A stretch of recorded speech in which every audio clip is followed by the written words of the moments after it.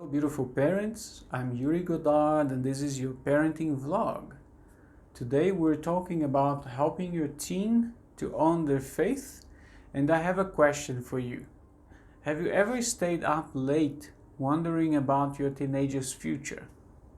Will they do well in school? How will they handle a job? Or will they find someone to marry? If so, you're not alone. Countless moms and dads joke that their prayer life increased dramatically because they turned those worries into prayers. One of those everyday worries is the subject of faith. Parents wonder, will my teenager own the faith I've passed down? Because you are the greatest spiritual influence in your teenager's life, you are a part of the process, but not the whole. You can't control whether your teenager opens their heart to God and accepts His invitation, but you can encourage the process. And here are some ideas on how to inspire your teen to make those baby steps in owning their faith. Number one, invite multi-generational relationships into your teenager's life. When you invite other people who share faith into their life, you invite new voices.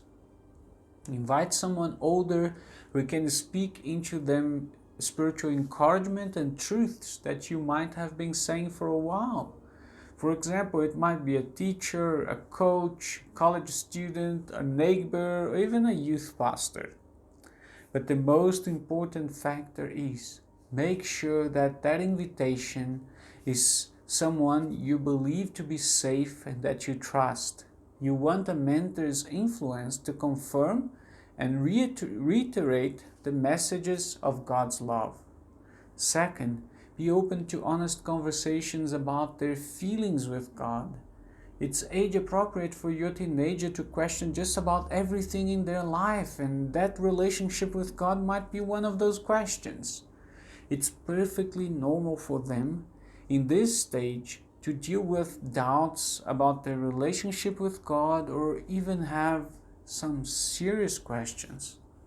At first, this could be scary. It may trigger a reaction of panic, fear, shame, or control. This response is appropriate because you're human, but it's important to note that your reply at this moment is essential.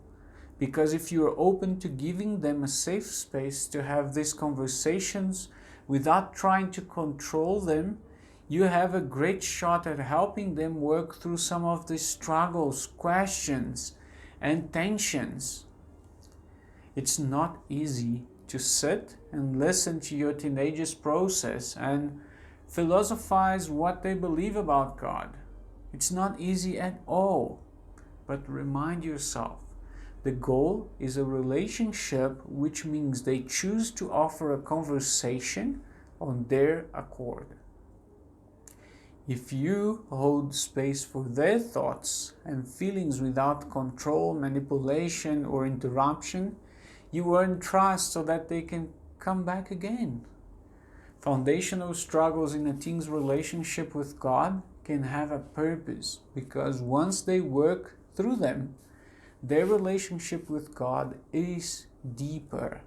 They took the faith you passed down and made it their own. It's kind of like spiritual growing pains.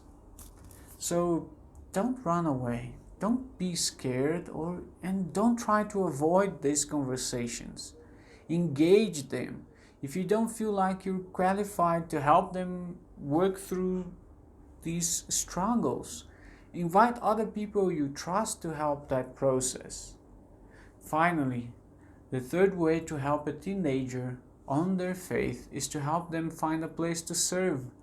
Whether that's serving in your local church or a mission organization.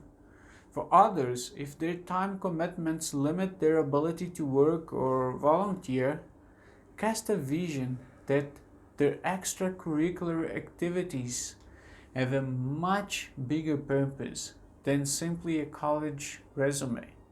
It's developmentally appropriate if your teenager thinks everything is about them, from meal times to friendships.